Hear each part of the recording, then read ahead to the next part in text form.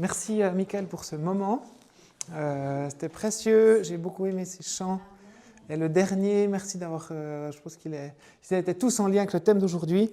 J'ai bien aimé cette phrase, Dieu il n'est pas contre nous, Dieu il est avec nous. Et c'est vrai que ça revient souvent dans la Bible. On voit des gens qui ont peur de Dieu, on le voit autour de nous. Des gens autour de nous ont un peu peur d'un Dieu qui pourrait les juger ou qui pourrait leur vouloir du mal, alors que Dieu nous invite à sa grâce. Et puis c'est ce qu'on veut. On veut vivre là, ce temps, ce mois, ces jours, se dire mais tiens oui, face à l'insécurité qu'on peut avoir autour de nous, comment est-ce qu'on peut trouver la sécurité en Dieu? Qu'est-ce que ça veut dire? Parce que c'est des phrases très faciles à dire. Ah, mais t'as qu'à placer ta confiance en Dieu. Ah, mais Dieu, il est solide. Ah, mais Dieu, il peut tout. Et pourtant, et malgré tout, on est bien ébranlé dans notre vie, dans qui on est, dans nos relations, et puis dans tout ce thème des relations qu'on traverse ces mois, on veut s'intéresser à cette insécurité aussi dans les relations. Parce que c'est un endroit crucial, c'est un endroit fondamental que Dieu il a prévu pour nous. Ce qu'on aimerait, c'est dire, ben oui, de faire grandir la paix de Dieu là où il y a de l'insécurité. Parce que de l'insécurité, il y en aura toujours autour de nous, ou même en nous, des fois. Et ben, ce que Dieu nous appelle, c'est qu'on puisse l'inviter et que cette sécurité, qu'on va appeler la paix en Dieu, puisse grandir. Et c'est un appel que Paul nous passe, et même c'est des salutations que Paul dit plusieurs fois dans la Bible, « Grâce et paix à vous ». Cette grâce, cette bonté immense de Dieu et cette paix, c'est notre sécurité. En fait, c'est ces choses-là qui sont notre sécurité première. Et c'est avec ce bagage-là ça nous permet de traverser la vie, de vivre la vie ici, les uns avec les autres. Le besoin de sécurité, pour l'être humain, il est très fort, d'être en sécurité. C'est même une des premières choses que Dieu a données. Il a fait un jardin délimité, sécurisé pour les êtres humains. Et puis il leur dit garder et cultiver. C'était même une des missions de l'être humain de garder ce jardin. La notion de sécurité, elle arrive très vite dans la Bible. Et Dieu qui dit, ben oui, on a quelque chose à garder. Il y a quelque chose qui pourrait venir perturber la vie de Dieu. Et on voit que dans le jardin, c'est ce qui est arrivé dans le jardin d'Éden. À un moment donné, c'est vrai, il y a le serpent qui est venu, le mal est venu, et l'être humain n'a pas fait ce qu'il fallait pour garder ce lieu, mais malgré tout, Dieu, dans sa bonté, envoie Jésus. Et c'est ça. Et la sécurité, elle est très tôt. Et c'est quelque chose d'intéressant. L'être humain tout seul, aussi Dieu a désiré qu'il ne soit pas tout seul. Que l'être humain tout seul ne peut pas être rempli tout seul. Il a besoin de quelqu'un d'autre. C'était mis dans la Bible, c'est écrit dans Genèse 2, c'est vrai. Il n'est pas bon que l'homme soit seul. Dans ce pas bon, c'est vrai que l'homme n'est peut-être pas assez bien, il n'y a pas cette paix intérieure, il n'y a pas cette joie qui arrive. L'être humain, Adam, à un moment donné, il dit « Je vois bien que tous ces animaux, ils sont jolis, ils sont gentils, c'est très beau tout ce jardin, mais il me manque quelque chose. » Et là, Dieu va dire « Il n'est pas bon que l'homme soit seul. » Et Dieu va créer quelqu'un avec Adam. Et c'est fou parce que Dieu a créé ça, a voulu et désire ces relations qui puissent être vraiment quelque chose qui nous remplisse, qui nous fasse du bien, parce que c'est pas bon d'être seul. Et pourtant, dans nos relations, on l'a vu déjà depuis janvier, c'est l'endroit où on peut vivre le plus de déceptions ou le plus de difficultés. Combien de fois on se dit « Ah, mais si au moins j'étais tout seul dans ma vie, s'il y aurait personne sur cette planète, je ferais ce que je veux, comme je veux. » Eh bien, quelque part, si on serait vraiment tout seul, il y a plein de choses qu'on n'aurait pas inventées, il y aurait de la joie qu'on ne pourrait pas partager, il y a plein d'autres choses. Et on est toujours tiraillé entre les deux. Entre « Ah, j'ai trop envie » et « Oh non, au secours !» Et on est pris entre deux. Mais Dieu, il désire qu'on puisse avoir un lieu quand même sécurisé. Un lieu et des amitiés et des relations qui soient fidèles, effectives, qui soient dans la paix et dans la grâce. Et même, oui, voilà. Et j'aimerais vous lire aussi dans Lévitique. Alors j'ai trouvé un texte. Lévitique, c'est un texte qu'on lit très peu. C'est la loi. le Lévitique, c'est ce que ça veut dire. Alors souvent on se dit, oh là là, comment est-ce qu'on va pouvoir parler des relations? Ce texte-là, Jésus le reprend. À un moment donné, il va dire, la loi, toute la loi, se résume en 2 commandements. C'est, tu aimeras ton Dieu de tout ton cœur, toute ta force, toute ta pensée, mais tu aimes Dieu et ton prochain. Et on voit que le résumé de la loi, c'est ça, c'est pas juste d'aimer Dieu, c'est aimer Dieu et son prochain. Et l'un ne va pas sans l'autre. Et on le relit dans 1 Jean 4, 20, vous pouvez le relire. Personne ne peut dire aimer Dieu s'il haït son frère, s'il n'aime pas son frère ou sa sœur. C'est impossible. Et on ne peut pas se contenter de situations de dire « Ah oui, mais lui, c'est un sale chrétien, je ne l'aime pas ». Alors peut-être qu'il y a des personnes avec qui on doit avoir une distance, que ce n'est pas des bonnes personnes avec qui on doit traîner, peut-être, mais le fait de... Ça n'empêche pas peut-être de ne pas aimer un comportement, de ne pas aimer une situation, mais dans notre cœur, il y a l'amour de Dieu quand même qui doit régner et qui doit pouvoir à quelque part aller être plus fort que la haine. Et voilà. Alors c'est l'Éternel qui parle à Moïse. Il dit « Soyez saints car je suis saint, moi l'Éternel votre Dieu ». Lévitique 19 au verset 2. Lévitique 19 verset 2. Soyez saints, car je suis saint, moi l'Éternel, votre Dieu. Pierre, il va reprendre aussi cette phrase-là. Elle est terrible et en même temps, elle est très forte, cette phrase-là, parce que d'être saint, à la hauteur de Dieu, saint, ça veut dire qui communique la vie, mais c'est aussi de se dire qu'il n'y a pas la mort, au fait. Être saint, on se dire, mais je vois bien que je suis périssable. Je vois bien que des fois j'ai des idées bizarres ou que des fois il y a des mots méchants qui sortent de ma bouche. Être saint, je ne le suis pas. Mais là, il y a quand même cette parole de Dieu qui nous encourage, qui sait très bien que malgré notre humanité, il nous appelle à lui ressembler, à être comme lui. Et puis plus loin, Jésus va le reprendre aussi. Et l'idée derrière, si on peut reprendre quelque chose, la loi c'est comme un poteau indicateur, c'est comme qui nous montre le chemin. Donc c'est ce chemin, et je marche en direction de la sainteté, tout en étant déjà dans ce que Dieu m'appelle aujourd'hui. Je suis saint en Dieu à cause de Jésus, et en même temps, je suis en marche dans une vie, une progression à l'image de Christ. Donc c'est ça, toujours l'idée de la loi, c'est du poteau indicateur où on marche vers quelque chose. Et puis plus loin, il dit, il parle ensuite de respecter Dieu dans toute une partie, respecter ses parents, respecter Dieu, les offrandes, etc. Et puis ensuite, au verset 13, très intéressant, même 9, c'est ça. Quand vous ferez les moissons dans votre pays, tu ne couperas pas les épis jusqu'au bord de ton champ. Tu ne ramasseras pas ce qui reste à glaner, de même tu ne cueilleras pas les grappes restées dans ta vigne et tu ne ramasseras pas les fruits qui y seront tombés. Tu laisseras tout cela aux pauvres et à l'immigré. Je suis l'Éternel, votre Dieu. Premier aspect de sécurité pour les plus faibles, entre êtres humains, c'est une des premières choses qu'il nous dit, c'est de laisser quelque chose pour le pauvre, pour l'immigré, pour l'étranger. C'est quelque chose que si tu es établi dans un pays, Dieu te demande de laisser quelque chose pour les gens qui sont immigrés, qui viennent d'un endroit où ils ont dû quitter, fuir, ou etc. Plus haut, on a vu qu'il y avait l'autorité des parents à respecter, il y a cette sécurité-là, relationnelle aussi qui est là. Ensuite, vous ne commettrez pas de vol, vous n'userez ni de mensonge ni de tromperie à l'égard de votre prochain, verset 12, vous ne prononcerez pas de faux serments par mon nom, car vous profaneriez le nom de votre Dieu, je suis l'Éternel. Verset 13, tu n'exploiteras pas ton prochain et tu ne le voleras pas, tu ne retiendras pas le salaire d'un ouvrier jusqu'au lendemain matin, tu n'insulteras pas un sourd et tu ne mettras pas d'obstacle sur le chemin d'un aveugle, et tu craindras ton Dieu, je suis l'Éternel. Vous ne commettrez pas d'injustice dans les jugements. Et plus loin, verset 16, tu ne calomnieras pas les membres de ton peuple.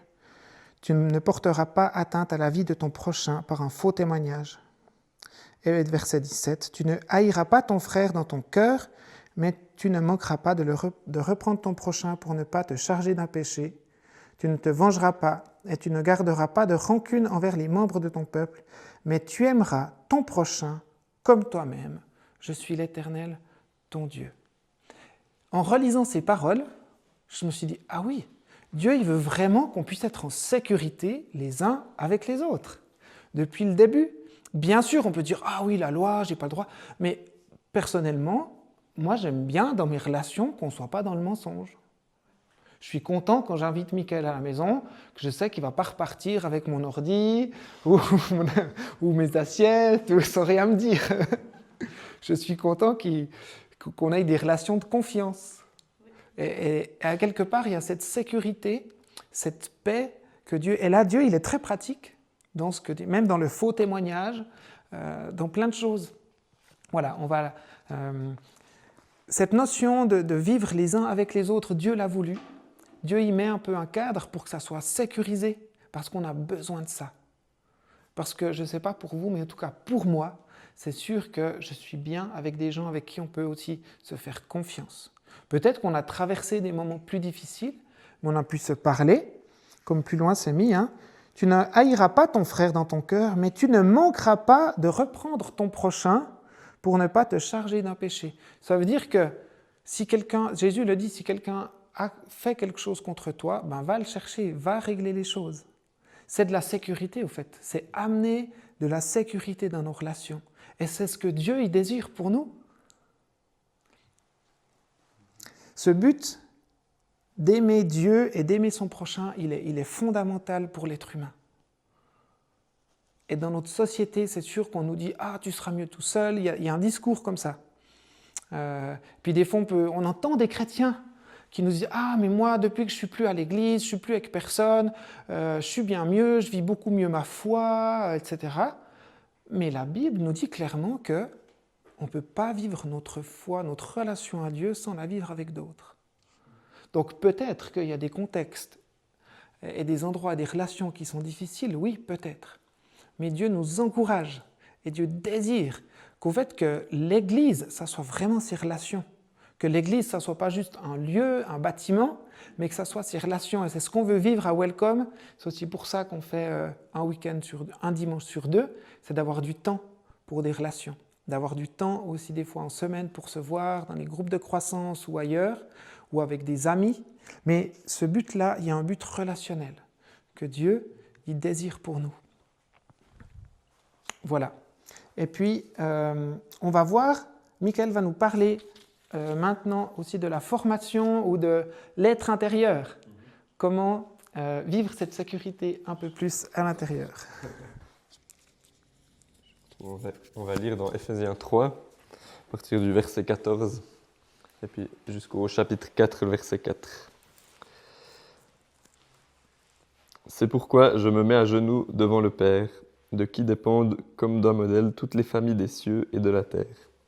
Je lui demande qu'il vous accorde, à la mesure de ses glorieuses richesses, d'être fortifié avec puissance par son esprit dans votre être intérieur. Que Christ habite dans votre cœur par la foi, enraciné et solidement fondé dans l'amour. Vous serez ainsi à même de comprendre avec tous ceux qui font partie du peuple saint combien l'amour de Christ est large, long, élevé et profond. Oui, vous serez à même de connaître cet amour qui surpasse tout ce qu'on peut en connaître, et vous en serez ainsi remplis de toute la plénitude de Dieu. À celui qui, par la puissance qui agit en nous, peut réaliser bien au-delà de tout ce que nous demandons ou même pensons. À lui soit la gloire dans l'Église et en Jésus-Christ, pour toutes les générations et pour l'éternité. Amen. Amen. Et puis, début du chapitre 4. Moi qui suis prisonnier à cause du Seigneur, je vous demande donc instamment de vous conduire d'une manière digne de l'appel qui vous a été adressé.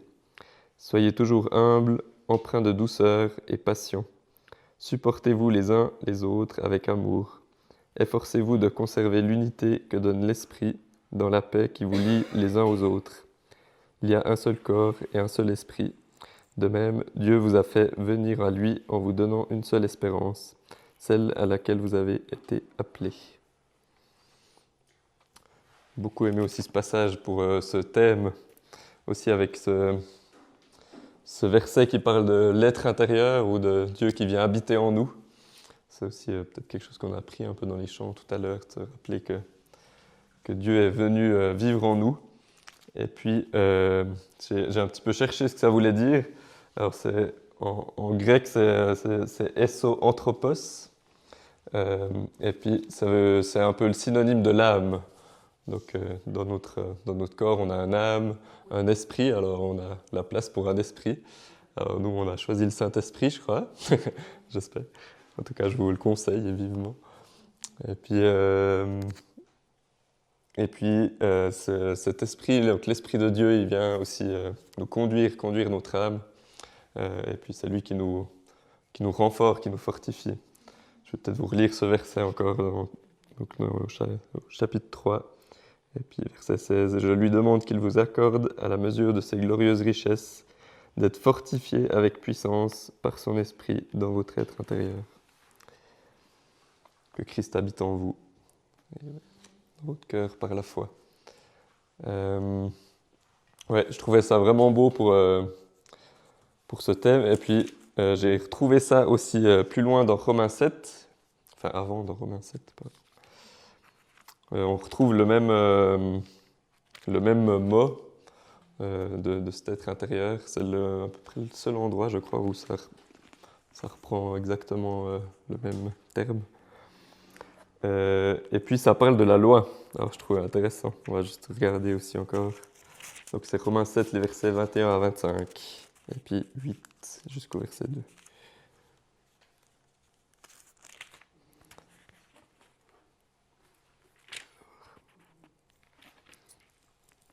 Je découvre ainsi cette loi. Lorsque je veux faire le bien, c'est le mal qui est à ma portée.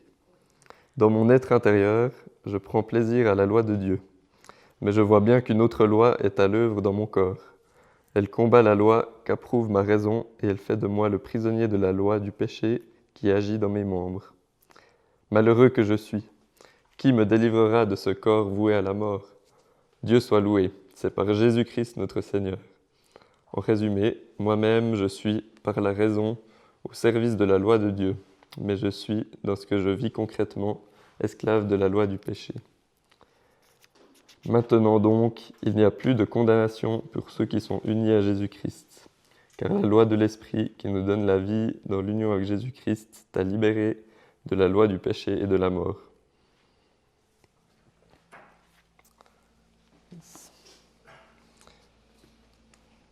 Puis, je trouve intéressant ce parallèle entre cet être intérieur, notre âme, et puis là ça nous dit que notre âme, elle veut se réjouir de la loi de Dieu. Alors on n'y arrive pas toujours parce qu'il y a quelque chose des fois qui vient, notre nature humaine qui vient nous dévier peut-être, mais on doit toujours chercher ce que le Saint-Esprit veut dire. Et puis là on a aussi une forme d'autorité aussi sur notre âme. Et puis on peut demander au Saint-Esprit de guider notre âme, de nous conduire dans les aspects très concrets de nos vies aussi. Et puis, par rapport à ces relations, moi, il y a une chose que j'avais envie d'apporter aussi. Pour vivre des relations sécures et les plus saines possibles, il y a une chose que je suis en train de réaliser un peu plus ces temps aussi. C'est les petites phrases des fois qu'on se dit dans notre tête. Par exemple, ça peut être quand il ou elle est comme ça m'énerve. Alors on garde ça peut-être un peu dans notre tête et puis on se dit ah ça m'énerve un peu quand il fait ça ou quand elle fait ça ou ce genre de choses, ou bien comme quand il me parle comme ça ou je sais pas, ou quand elle me parle comme ça. Et puis des fois on garde ça un petit peu mais on n'en fait pas grand-chose finalement. Et puis ça je pense que ces petites phrases à repérer, c'est important pour oser ces relations vraies, oser aller trouver la personne, oser lui dire ah peut-être quand tu fais ça, moi je me sens comme ça, ou alors quand tu es comme ça, moi ça me fait ça chez moi.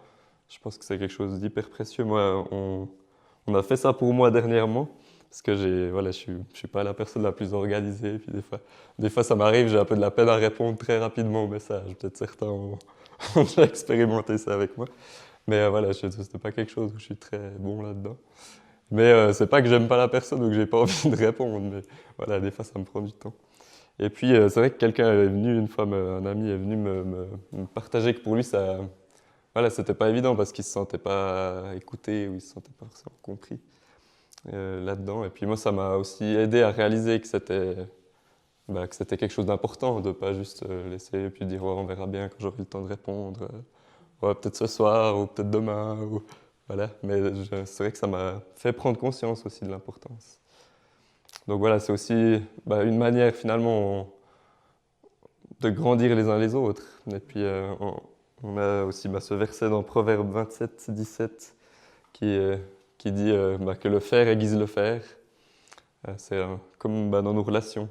Si on ose voilà, aller peut-être reprendre notre frère, comme c'était marqué aussi, et puis se laisser reprendre par les autres, en gardant cette humilité aussi qui parlait dans Éphésiens. Je crois qu'on va réussir à grandir les uns les autres ensemble. Alors voilà, c'est pas toujours facile, mais c'est, je pense, une bonne chose. Et puis, c'était dans Éphésiens aussi qui parlait de se supporter les uns les autres. Alors je trouve que ça va aussi bien avec ça, de se dire, voilà, oser se reprendre, puis de voir peut-être les défis de l'autre, comment je peux être à tes côtés aussi là-dedans et prier pour toi pour ce domaine-là. Et voilà, se supporter, de s'encourager les uns les autres aussi.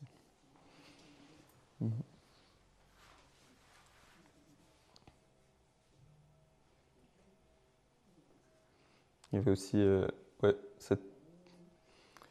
cet aspect de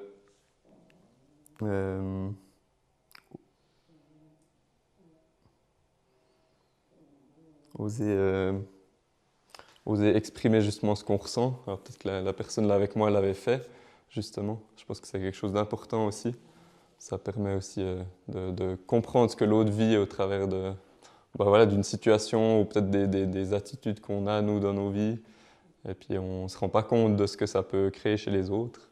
D'oser justement exprimer comment on se sent avec les autres dans une situation où on a besoin. Je pense que c'est important aussi. Alors, voilà. Je te laisse la place pour la suite. Merci. Merci beaucoup. C'est vrai que cette sécurité, comme l'a dit Michael, c'est vrai que c'est c'est en lien avec un sentiment. On ressent quelque chose face aux autres et puis c'est quelque chose qu'on doit pouvoir gérer. Alors merci Michael de rappeler justement l'autorité qu'on a. Et puis ce que Dieu nous appelle, c'est à la paix. Et cette paix en Dieu, il y a 3 manières qu'elle se développe. Dieu désire être en paix avec l'humanité. À un tel point, Dieu avait tellement envie de vivre cette paix avec nous, de vivre cette confiance, cette sécurité dans la relation qu'il a pris les devants. Il a envoyé Jésus pour ça. C'est le premier aspect. Jésus a fait le premier pas. Et quand dans Éphésiens, c'est mis « ayez une vie conforme à l'appel » que Dieu nous donne, ce n'est pas l'appel, la mission que Dieu nous demande de faire, mais c'est vraiment cet appel en Christ. Il nous a appelés à être ses enfants. Et quand la Bible parle d'appel, c'est quasi tout le temps ça, à 90%. De temps en temps, je crois que 2 fois, si je ne me trompe pas, 1 ou 2 fois, Paul parle « j'ai reçu un appel pour aller à quelque part ». Sinon, chaque fois, c'est l'appel à appartenir à Christ. Souvent, on switch ça et puis on pense « ah, qu'est-ce que j'ai à faire ?» Mais non, c'est qui je suis, qui Dieu m'appelle à être. Je suis sécurisé, je suis enfant de Dieu et puis c'est quelque chose que Dieu nous appelle. L'autre chose, c'est l'œuvre du Christ à la croix, en particulier sa mort construit à la construction de la relation et de la paix entre Dieu et l'humanité. Dieu, il a pris les devants et la deuxième chose que ça produit, c'est qu'il y a la réconciliation entre Dieu et l'humanité. C'est quelque chose qui est établi, quelque chose qu'on peut vivre. Et puis la troisième chose que ça crée, cette paix, cette sécurité que Dieu veut mettre en nous, c'est que ça permet de vivre des relations qui soient bonnes. Si moi je reçois la paix, la sécurité en Dieu, alors ça me permet d'aborder les gens d'une bonne manière. Si moi je suis insécurisé, que je ne me sens pas bien, que j'ai besoin de quelque chose, Je dis, on ne sait pas trop quoi, mais j'ai besoin de quelque chose, j'ai besoin qu'il se passe un truc, il faut que j'aille voir tel et tel, ou il faut que j'aille faire ci, il faut que j'aille courir, il faut que je... Puis on sent qu'il y a un besoin comme ça, on a besoin de remplir. Et bien, des fois, en premier, c'est bon juste de demander à Dieu, de dire, Seigneur, remplis-moi. C'est peut-être très bon que j'aille voir quelqu'un, c'est très bon que je ne reste pas seul, que j'aille courir, mais en premier, c'est on reçoit de Dieu. Et que dans tout ce qu'on fait, on puisse développer cette relation avec Dieu qui nous permet ensuite d'être sécurisés. Peut-être il y a quelqu'un, un ami peut-être même, ou un collègue de travail qui nous dérange, on ne se sent pas très bien avec lui.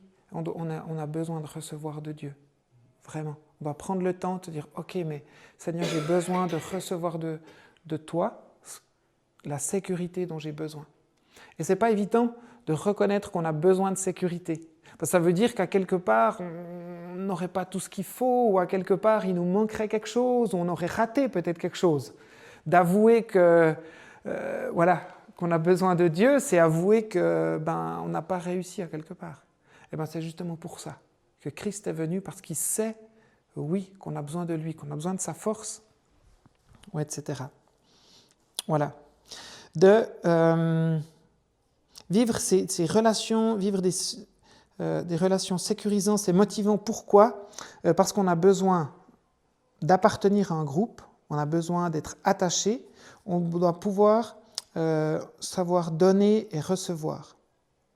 On n'est plus quand on reçoit de Christ, on est rempli, on reçoit de lui l'amour, et ça nous permet de recevoir, de donner, et on n'est plus en train vite de prendre. Vite, il faut que je fasse un truc pour que Michael, il m'aime, quoi. Alors je vais lui rendre service, je fais des trucs, je fais ci, je fais ça, mais derrière, j'ai besoin qu'il me donne quelque chose, au fait. Et on n'est pas là-dedans. Et avec Dieu, il y a ces constructions-là qui tombent. Quand on reçoit de Christ dans notre être intérieur, qui est Dieu, et qu'on lui fait confiance pour nos vies, il y a l'estime de nous-mêmes qui grandit. Le moi de qui on est, il va laisser la place à Jésus en nous, et ça va laisser la place. Le roi en nous, c'est Christ. On n'est plus dans l'indépendance, et puis quand on a besoin de Dieu, mais on a invité Dieu. On a laissé notre vie dans l'eau du baptême, dire Seigneur, plus ma vie, mais la tienne. Et au fait, c'est ça, quand on parle de construction de qui on est, mais au fait, c'est qui on va suivre. C'est qu'on veut suivre Christ. Parce que si on est juste centré sur nous-mêmes, on va voir que nos besoins et on va suivre que nos besoins à nous. Alors qu'on doit vraiment faire confiance à Dieu et suivre. C'est de nouveau ce poteau indicateur et on marche avec Christ, en Christ, parce que c'est lui qui va nous donner ce qu'on a besoin. Et il va nous dire un jour, mais stop. Moi, je sais que des fois, Dieu me dit, stop, ça suffit, tu as fait assez, maintenant, vacances, repos, façon de parler. Et des fois, c'est Jean-Pascal, vas-y. Mais au fait, c'est parce que derrière, je sais que j'ai dû, et j'étais pas obligé, non, il y a toujours le choix, mais je savais en moi que je devais faire confiance à Dieu. Que si je fais que mes temps de repos à moi, comme je pense, comme j'imagine, bien souvent, même très souvent, au fait, je n'ai pas la sécurité et la paix que j'espère au final. Les voix critiques, Michael l'a dit, des fois il y a un peu différentes voix à l'intérieur qu'on peut avoir, des voix critiques sur nous-mêmes, tu n'es pas à la hauteur, tu n'es pas comme ci, tu n'es pas comme ça, et Dieu désire mettre sa voix à lui, la voix du Saint-Esprit qui nous dit qui on est. Qui nous dit « Tu es mon fils bien-aimé », qui nous dit « Vous pouvez relire Ephésiens 1 », ou dans plein de choses. Bon, ça, on peut relire. Avec le règne de Christ, la paix que Dieu amène, c'est qu'il revisite aussi notre vie, notre passé. Des choses qu'on a vécues, souvent ça nous colle à la peau. Et quand tout d'un coup quelqu'un vient vers moi d'une certaine manière, etc., au fait, ça me renvoie à une situation blessante que j'ai vécue, et je mets tout de suite la distance, etc. Dieu, il veut venir régler ça. Il veut venir mettre sa vie, sa paix, il veut pouvoir qu'on soit libre de ces poids ici. Et des fois, oui, il y a besoin aussi d'une prière avec un frère, une sœur, pour briser aussi à deux les puissances aussi des fois, des ténèbres qui peuvent régner là dans nos vies, même dans Voilà, et besoin que nos vies soient, qu'on puisse vivre une nouveauté de vie. Il y a des événements qui sont tellement forts, marquants, mais Dieu désire quelque chose de nouveau pour nous. Des fois, on peut essayer des choses dans la vie. On essaye un travail, on a un nouveau projet, on essaye de se mettre en couple avec quelqu'un, on essaye d'avoir un animal de compagnie, et puis tout d'un coup, pour X ou X raison, on voit que ce n'est pas pour nous. J'aurais très aimé un chat, mais au fait, ce chat, il me... ça m'énerve. Ou des fois, on a des... Ou, par exemple, j'ai monté ma boîte, je veux être indépendant dans la maçonnerie, tout ça, j'essaye de ça, et tout qui s'écroule. Ou j'espérais être quelqu'un de relationnel, et puis au fait, ça ne me correspond pas, ou c'est pas pour moi, ou je vois que j'ai des difficultés. Et des fois, dans nos projets, dans les choses qu'on a envie, tout d'un coup, les choses s'écroulent. Et bien même quand ces choses-là ne fonctionnent pas comme on veut, on peut se tourner vers Dieu. Et même, je vous le conseille, parce que c'est Dieu qui peut vraiment nous reprendre ces choses avec nous. Dieu, il peut reprendre ces aspects-là, de se dire, mais qu'est-ce qui s'est passé? Dieu peut nous conduire aussi sur son chemin à nouveau d'acceptation. Voilà, moi ce que j'aimerais comme... pour vous, une invitation que j'ai pour vous, c'est plusieurs choses. Déjà, premièrement, se dire, tiens, est-ce qu'il y a un endroit, une personne avec qui vous pouvez être en sécurité? Est-ce que chacun de nous, est-ce qu'on a ça dans nos vies? Une ou deux, éventuellement 3 personnes. Mais est-ce qu'on en a déjà une personne avec qui on peut partager notre cœur et on sait qu'on est sécurisé? On peut partager notre cœur et on sait qu'en face, il y aura cette grâce, il y aura cette écoute, cet accueil de la personne. C'est indispensable pour une vie. On a besoin de ça. Et si c'est quelque chose qu'on n'a pas, moi je vous encourage aujourd'hui à prier pour ça, à demander à Dieu. Seigneur, mais donne-moi quelqu'un avec qui est-ce que je peux partager mon cœur, qui je peux partager profondément qui je suis. Parce que Dieu va aussi utiliser les gens autour de nous pour nous solidifier. Ce n'est pas pour rien. Ce n'est pas bon que l'homme soit seul. Et c'est vraiment important de pouvoir développer des amitiés. Parfois, ça prend du temps. Mais moi, je vous invite à le faire si jamais. Ou peut-être dans une relation que vous avez, vous ne vous sentez pas en sécurité. Vous dites, ah, mais que cette personne, ça peut être peut-être plus dans un club de sport, ça peut être dans un club de loisirs ou au travail. Y a une personne, vraiment, elle nous énerve, quoi. On a l'impression que tout ce qui sort de sa bouche, ça nous agresse. Des fois, ça arrive. Hein.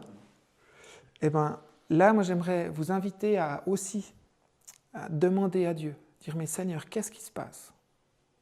Et il y a ce verset dans Matthieu 7 qui dit, si tu veux enlever la poutre de quelqu'un, enlève déjà la paille de chez toi. Alors des fois, oui, il y a des situations où des gens sont vraiment dérangeants, ou etc.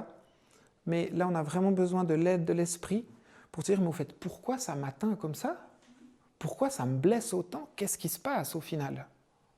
Parce que la question, elle est là. Quelqu'un peut être désagréable, ok, mais que ça vienne me blesser autant fort, si ça devient très fort et pesant, etc., là, il y a besoin vraiment de prendre ce temps devant Dieu, aussi avec quelqu'un. Toujours bien d'être accompagné, de ne pas rester seul. Peut-être qu'on est dans... Voilà, peut-être qu'il y a des situations aussi qu'on peut vivre et on a l'impression en fait, on est dans une fausse sécurité avec quelqu'un, on est un petit peu dans une relation d'une dépendance qui est faussée, on a l'impression que les autres nous doivent tout. Ah, mais ils me doivent ça, ah, puis pourquoi il n'a pas fait ça pour moi? Ah, puis on a un peu cette voix qui réclame toujours, et c'est jamais satisfait.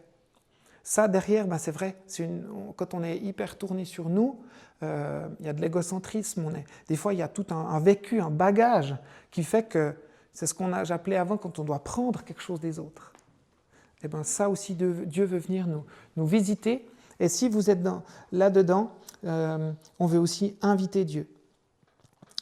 Le Seigneur, il nous invite à relever ce défi de l'inviter dans ces endroits, dans ces moments-là. Voilà. Et puis que dans ces relations qu'on puisse vivre, qu'on puisse gentiment développer, c'est vrai, la paix, recevoir la paix de Dieu face à l'insécurité, et puis vivre la réciprocité. Peut-être une situation où on voit peut-être nous, on a toujours besoin de l'autre, mais peut-être c'est l'inverse. On voit aussi quelqu'un qui a toujours besoin de nous, et bien qu'on puisse demander à Dieu son aide pour construire la paix. La paix, c'est entrer aussi dans un lieu sécurisé où on peut avoir de la réciprocité. Et comme l'a dit Michael, ça passe par oser dire.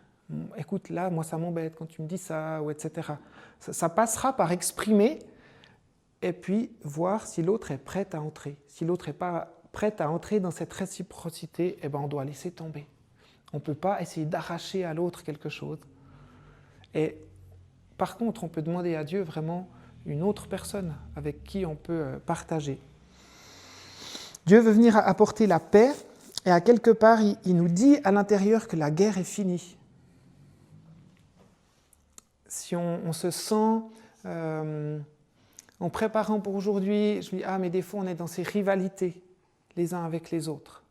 Quand on est dans un groupe, on se sent tout de suite inférieur ou au-dessus, on est tout de suite dans des jeux un peu de rivalité.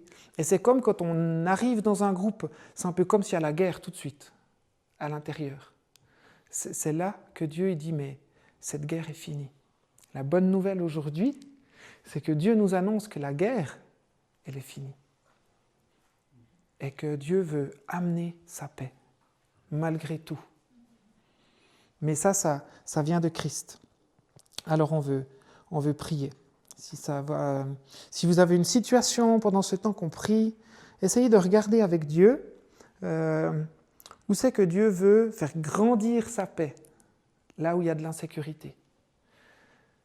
La bonté de Dieu nous appelle c'est vrai, à la repentance, parce qu'il est bon, parce que Dieu a le meilleur pour nous. Et peut-être qu'à quelque part, on doit juste, parfois, et moi ça m'arrive souvent, dire « mais pardon Seigneur, là je vois que je n'arrive pas à recevoir ta paix. Pardon parce que je ne te l'ai pas demandé plus tôt. » Et des fois, il y a juste ce moment de pardon, de reconnaissance, oui, de notre faute, de notre péché, de ce manque de relation qu'on a avec Dieu. Je veux dire, mais Seigneur, pardon pour ça. Mais on le fait parce qu'on connaît la bonté de Dieu. Et Dieu, il a vraiment cette bonté qui est là pour nous. Elle est vraiment pour chacun de nous et Dieu le désire.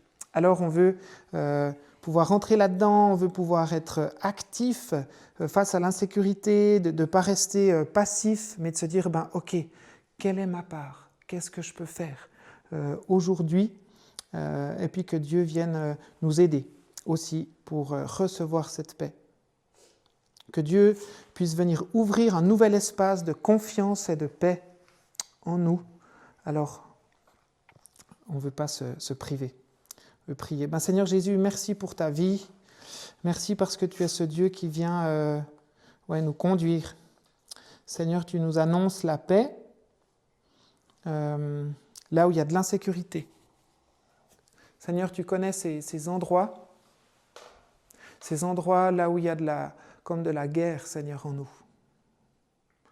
Seigneur, on n'ose pas se le dire, Seigneur, on n'ose pas, on se dit, ah non, mais tout va bien, on a développé nos sécurités à nous, on a mis de la distance avec les personnes, comme ça on est sûr de maîtriser, mais au fond, il y a la guerre. Et Seigneur, toi, tu es ce prince de paix qui veut venir comme illuminer nos vies. Alors Seigneur, Seigneur, pardon pour ces endroits-là. Et Seigneur, on reçoit de toi. Seigneur, on ne sait pas comment faire autrement. Et si aujourd'hui, tu ne sais pas comment faire autrement que d'avoir cette guerre à l'intérieur et de devoir la couvrir avec plein d'autres sécurités par de la distance, alors prends ce temps avec Dieu pour lui dire les choses, pour lui exprimer ce qui est lourd en toi, lui exprimer ce qui pèse dans ta vie, ce qui est compliqué, lui exprimer les choses que tu as vécues. Prends ce temps avec un frère, une sœur, c'est indispensable, parce que Dieu dit, priez les uns pour les autres, soutenez-vous les uns les autres. C'est au travers des frères et des sœurs en Christ que Dieu va agir aussi, que Dieu va poser sa paix. Alors Seigneur, on invoque ton nom et que tu viennes ouvrir cet espace encore en nous, que tu viennes déposer ta paix, Seigneur. Là où il y avait la guerre, maintenant on dit stop. Et on reçoit cette paix qui vient de Jésus. Seigneur, tu sais les relations qu'on a, tu sais l'insécurité qu'on peut porter nous-mêmes. Alors on la dépose et on dit Seigneur, on veut encore plus de toi. On veut te connaître parce que te connaître toi, ça permet ensuite de connaître les autres. D'être réconcilié avec toi, ça permet d'être réconcilié avec les autres. De t'aimer, Seigneur, tu nous dis, ça permet d'aimer les autres. Alors Seigneur, aide-nous sur ce chemin-là.